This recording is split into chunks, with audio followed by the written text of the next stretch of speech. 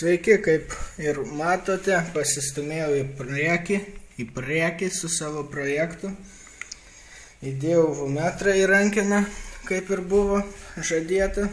Kol kas dar, kas akivaizdžiai matosi, žalios LED truputį per ryškios, tai jas reiks biškį paderinti su rezistorius pakeisti tiksliau. Čia yra aukštadažniai garsiakalbiai, nes mano 3GDŠ garsiakalbiai nepadengia pilnos dažnių juostos, nors dažniausiai jie ir naudojami pilnai.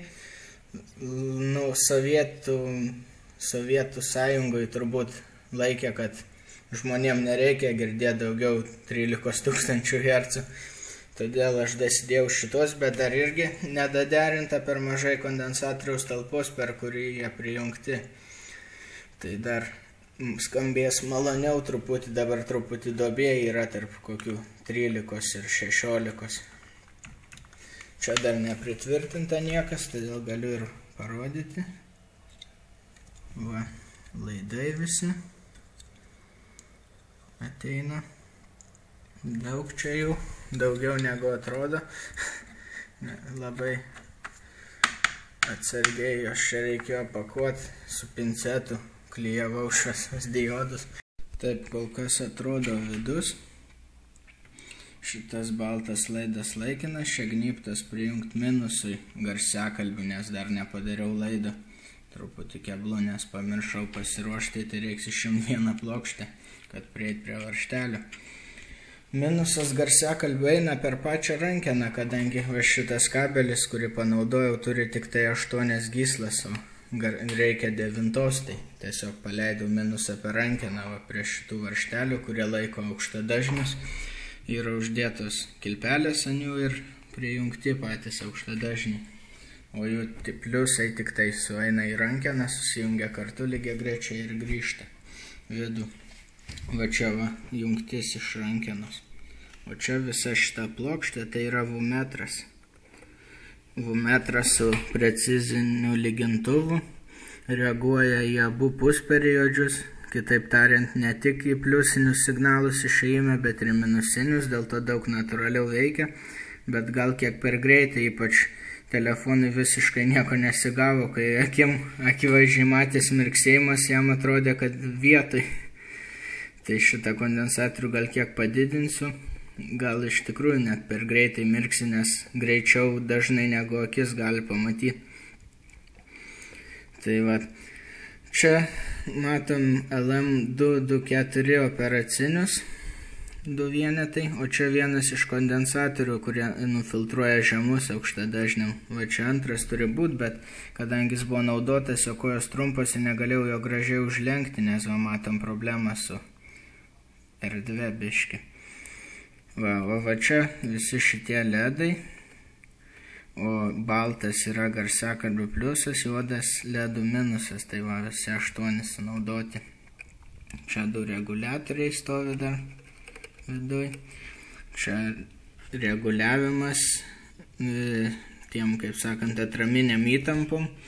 Todėl va dabar tokių mažų garsų grojant ir švietė visi šviesos diodai, nes aš taip sureguliavau, paskui bus reguliuota normaliai, kad raudoni mirksėtų tik jau pasiekus maksimalę galę, net gal ant iškraipimų ribos jau. Jeigu čiut mirktels, tai dar nieko, bet jei jau mirksės normaliai, tada jau ir girdėsis iškraipimai, va taip suderint stengsiuos. Čia va akumuliatorius su laidais, pagrindinė plokštė jau susirinko visus savo jungtis, bet dėja dar teks vieną modą tokį padaryti. Va, paklausykit, kai įjungsiu.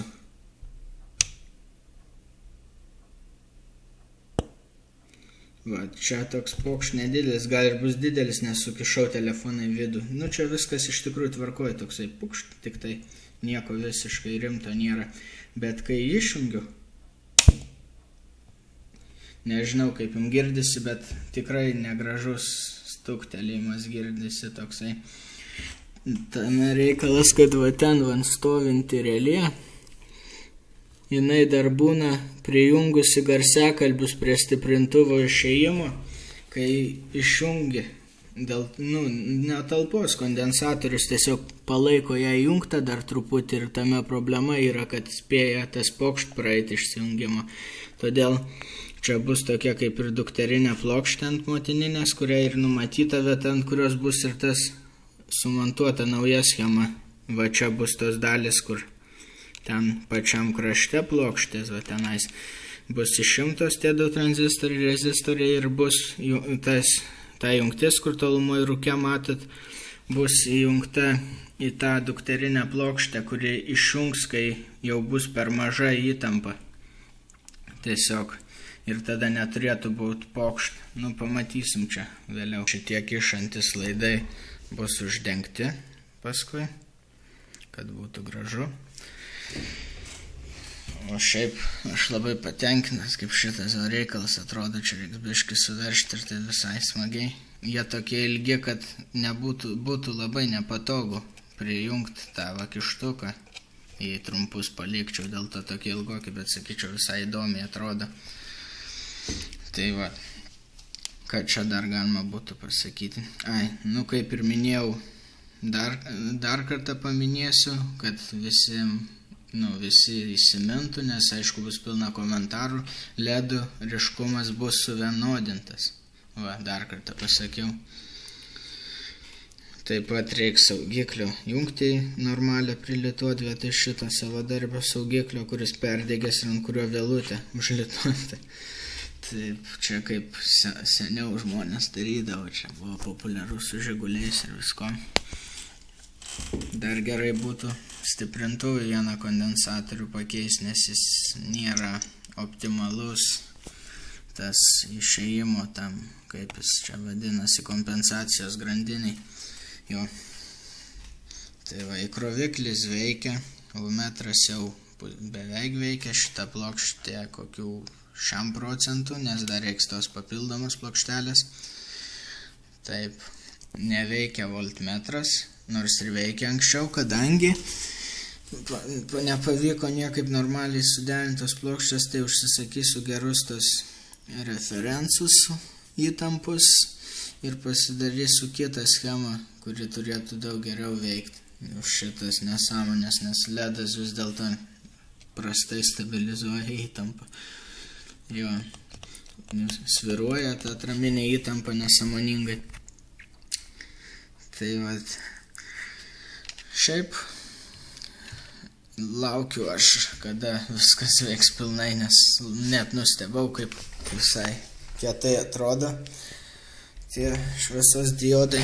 Dar vienas dalykas bus, visi aišku užsipuls, kodėl ne mėlyni šviesos diodai? Todėl, kad man, nusipirkau ir mėlynus kelis, bet man niekaip nepatiko, kaip jie atrodo, tie mėlyni šviesos diodai. Visiškai nesąmoningai atrodo man. Šiaip vien mėlyni gal ir nieko, bet aš noriu žinoti tamsoj, kad neskaičiuodamas, kad jau riba pasiekta, kad raudonas, o mėlynas su raudonu, tarkim mėlynį raudonį visai nesižiūri ir man patinka turėti tarpinę spalvą.